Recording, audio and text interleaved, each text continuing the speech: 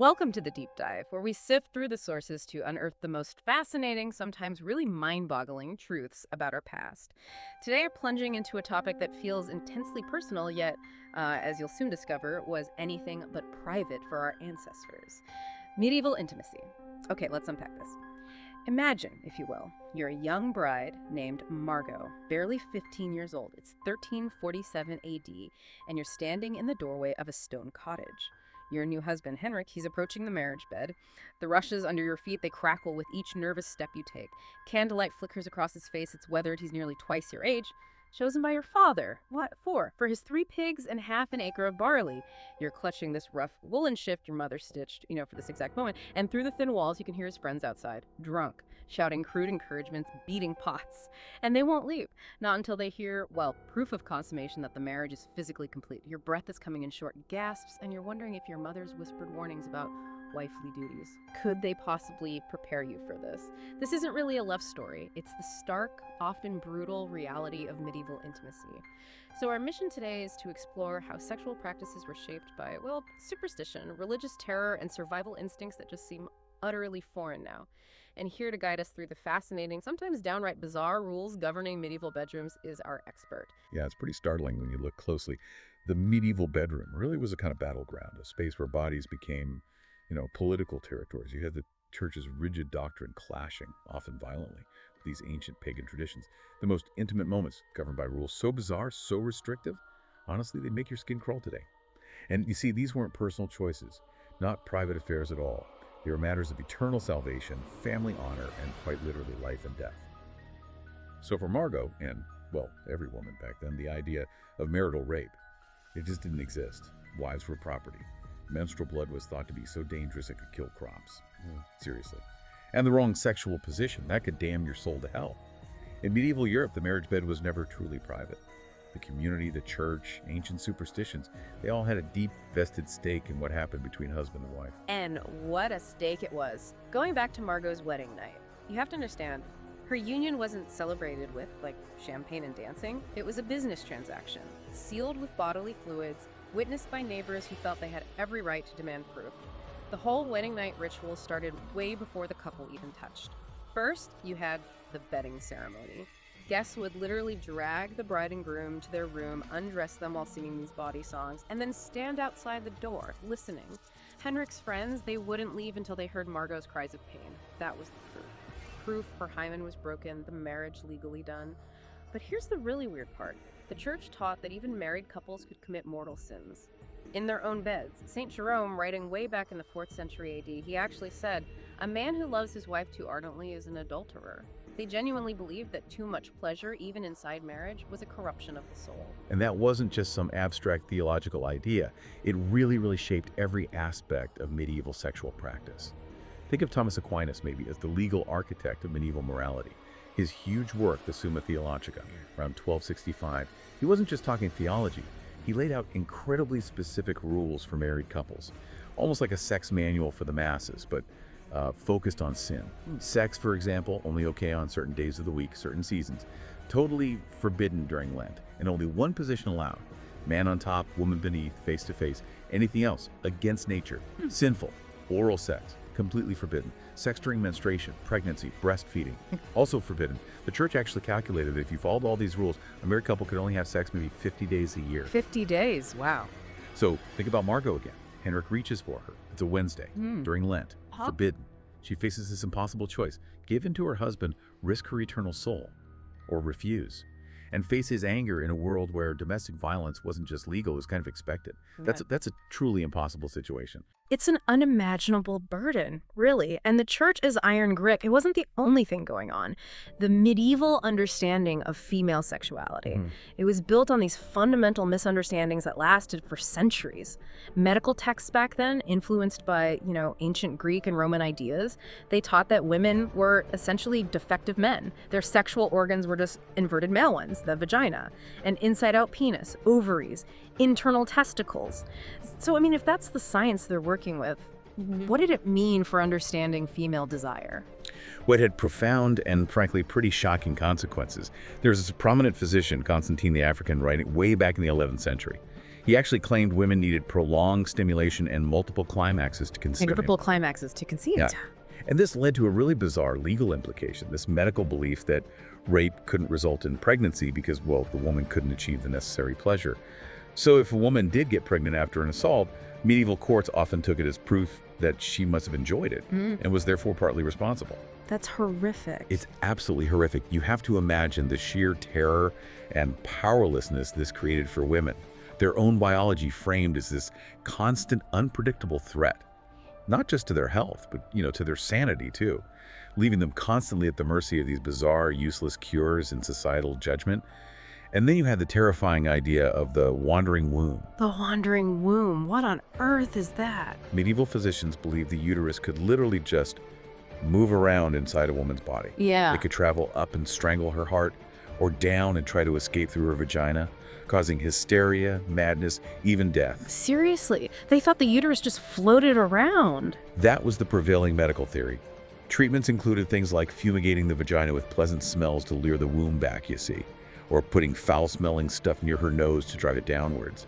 It's terrifying to imagine Margot, or any woman in her village, living with this constant dread that her own body could just betray her like that, cause madness or death, all because of a wandering womb. That's, yeah, a terrifying thought, a constant psychological weight. It makes you wonder, was there any way for women to push back, any counter-narrative against these deep-seated fears?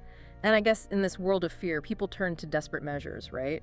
Mixing pagan traditions with Christian beliefs, especially around fertility. Exactly. You had these village-wise women who, later often got branded as witches. They held this sort of underground knowledge of herbs, rituals, practices. Like what sort of things? Well, in the forests around Margot's village, women might gather certain plants under a full moon, pennyroyal and tansy, for instance, brewed into teas they could potentially prevent pregnancy. Though the line between contraception and fetal poisoning was perilously thin. Oh, wow. Dangerous. Very. And then things like mandrake root, sometimes shaped like a little human figure, believed to boost fertility if you wore it against your skin. Forged ones were common too. The line between folk medicine and magic was just incredibly blurry. A woman might pray to St. Margaret for a safe birth, but then also bury a piece of the afterbirth under her doorstep for future fertility. She might wear a crucifix to church, but secretly hide a piece of amber between her breasts, hoping to prevent a miscarriage. So a real mix of official religion and older beliefs. Absolutely. And many medieval contraceptive methods were genuinely dangerous. A real blend of superstition, poison, and just sheer desperation. Women were told things like, jump backwards 7 times after intercourse to avoid conception. Or drink wine mixed with ground-up bees. Ground-up bees? Seriously? I suppose they hoped for a buzzkill, but yeah, seriously. These were life-threatening tactics born out of desperation. And then there were potions made from mercury, lead, other poisons. They often killed the woman right along with any potential pregnancy. It just sounds awful, the risks women faced. They were immense. Unwanted pregnancy was a constant threat. Maternal mortality rates were staggering. Maybe 1 in 3 women died during or shortly after childbirth. And for unmarried women, pregnancy often meant total social ruin. Exile, maybe even death. Infanticide, while officially condemned, was often understood as a desperate last resort. So going back to Margot, her virginity wasn't just symbolic, it was actual currency. Literally. It was her dowry, often more valuable than any gold or livestock her father could offer. The hymen became this currency of honor, traded between families as proof of the daughter's purity and, by extension, their own family reputation. The wedding night wasn't just about consummation. It was public verification. Those blooded sheets had to be displayed to the crowd. Proof. And if there was no blood? Disaster. The bride could be sent back in disgrace, branded a whore, maybe even killed for fraud. The pressure was immense. It led some brides to secretly prick their fingers or hide chicken blood.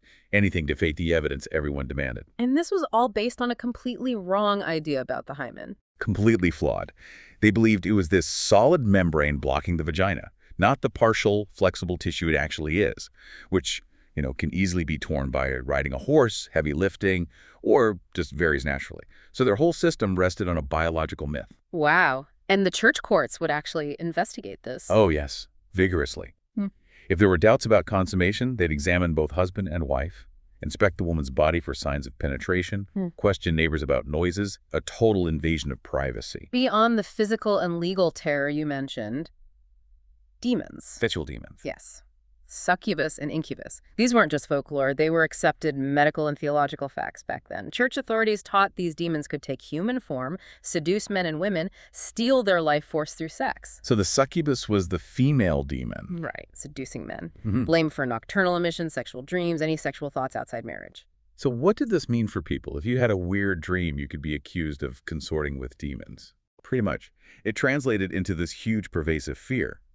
Medieval theologians have these elaborate theories like a demon could take female form, collect semen from a man, then change into male form and impregnate a woman with that stolen seed. Any child from that union. Cursed or demonic? And the incubus, Yeah. the male demon. Seen as an even bigger threat to women. Said to be physically stronger, able to overpower victims. So women who reported sexual dreams or experiences they couldn't explain, often accused of consorting with demons. The line between being seen as a victim and being accused as a witch was terrifyingly thin. So something like sleep paralysis. Exactly. What we now understand is a neurological thing, often interpreted back then as a demonic sexual assault. Waking up unable to move, feeling pressure on your chest, demonic attack. The church had rituals, exorcisms, but honestly, many suspected victims were just burned as witches instead. You can imagine, maybe Margot's grandmother has a strange dream. It gets whispered about, leads to being shunned or worse. It's just layer upon layer of control and fear. Spiritual, biological. And speaking of biology, another huge source of fear was menstruation, right? So Margot wouldn't just fear her wedding night, but also dread her period every month, knowing she'd be seen as a pollutant, maybe even isolated. Absolutely. The medieval understanding of menstruation was rooted in pure terror and superstition, stuff that persisted for centuries. Yeah. Menstrual blood was believed to be actual poison, so toxic it could kill crops, sour wine, make men lose their virility. That sounds completely wild. It does now. But Pliny the Elder, the Roman naturalist whose work was still a big deal, he claimed it could drive dogs mad and make knives lose their sharpness. Yeah. So during their cycles, women were seen as these dangerous pollutants. They had to be isolated. Couldn't enter churches, couldn't prepare food, couldn't touch sacred objects. In lots of villages, they had special huts outside the community for menstruating women. And the church tied this to Eve. Tied it right back to Eve's original sin, God's punishment. So every period was a reminder of feminine shame. This total lack of understanding led to bizarre medical practices too. Doctors thought menstrual blood that wasn't properly expelled would build up and poison the woman.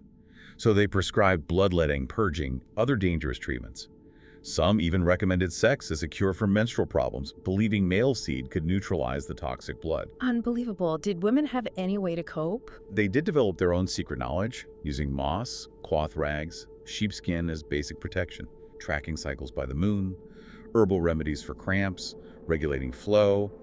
But this knowledge was passed down quietly, woman to woman, carefully hidden from male doctors and church authorities who might just condemn it as witchcraft. In a world driven by so much fear, how did people even pick partners? Beyond, the pigs and barley Margot's husband brought. Well, alongside the practicalities, the medieval period also developed these elaborate theories about sexual compatibility, based on astrology, bodily humors. Humors, like blood, phlegm, bile, that old idea. Exactly. Hot, cold, wet, dry balance. And even physical characteristics. Picture this. Wealthy families might actually have physicians examine potential spouses, like they were livestock, checking the bride's hips for fertility signs, analyzing the groom's penis size and shape for compatibility. Wow. Clinical. Very. And the church had its own rules about spiritual compatibility, too closely related by blood or even spiritual kinship, like godparents, that sort of thing. That was consanguinity. They feared it would lead to sexual problems, even monstrous children. Led to a lot of annulments. It seems like everything sexual was tied up with status and reputation, too. Deeply intertwined, a man's sexual prowess was linked to his reputation, his standing. Impotence wasn't just personal, it was public humiliation. For women, reputation was even more fragile. The slightest hint of impropriety in these small communities could destroy her marriage prospects, her family's honor. And the legal system reflected all this. Rape wasn't seen as a crime against the woman. It was a crime against the man who owned her father, husband, lord. So the punishment depended on who she belonged to. And the status of the perpetrator? Yes. Punishment varied wildly. Adultery, punished much more severely, but again, mainly for women. A married woman caught having sex with someone else, her husband could legally kill her. No consequences. Men, generally free to have sex with unmarried women, prostitutes, servants, usually without any legal trouble. A massive double standard. But then wasn't there also this idea of courtly love? Knights and ladies? Ah, yes, courtly love. A strange contrast, wasn't it? This was more of a literary fantasy, really popular among the nobility, spread by troubadours. The idea was that true love existed outside marriage. A knight's devotion to his unattainable lady was meant to remain unfulfilled, spiritualized, Yeah. purifying his soul through suffering. Like Lancelot and Guinevere. Exactly like that. A love that's idealized because it's not consummated. It created this bizarre split. You had functional, procreative marital sex over here, and this purely spiritual, romantic, unfulfilled love over there. But for peasants like Margot, not so much courtly love. Far more pragmatic. Economic considerations usually came first. But even then, despite church rules, you saw hints of older ways. These sort of underground, pagan fertility rituals persisted. Yeah. May Day celebrations, for instance. Often a time for sexual experimentation. Courtship. You see these spikes in births in February, Oh. suggesting a lot of conceptions happen around May Day. Interesting. So people found ways around the rules. They did. Some engaged couples even used something called a bundling board. Slept in the same bed, but fully clothed, with a literal board separating them. A way to test compatibility, maybe build intimacy, without technically breaking church rules or risking pregnancy. And wedding rituals themselves mix things up. Right. You'd shower the bride with grain or nuts, pagan fertility symbols, bless the bed with holy water from the priest. But also maybe secretly prepare it with herbs and charms passed down through generations. It really makes you wonder, doesn't it? How much of medieval sex life was ever truly private? As we circle back to Margot in that stone cottage, Henrik's hands reaching for her in the flickering light. We can really feel her terror, not just as personal fear, but as the crushing weight of an entire culture's sexual anxieties press onto her young shoulders. She's carrying the burden of church doctrine, family honor, the neighbors listening outside, and just her own desperate need to survive in a world offering her zero protection. This deep dive, it really shows us medieval sexuality was never truly intimate, was it? It was always public, always political, always dangerous. The bedroom really was a battlefield. It truly was. And yet, despite centuries of religious persecution, social control, legal punishment, medieval people still found ways to pursue love, pleasure, intimate connection. Their stories, they remind us that human sexual desire is just fundamental, foundational to our experience. It seems it's too powerful, really, to be completely controlled by any system of authority. And I think what we've talked about today, understanding medieval intimacy, it helps us see the echoes in our own time, doesn't it? Our own culture still reflects these underlying tensions between desire and control, pleasure and danger, love and survival.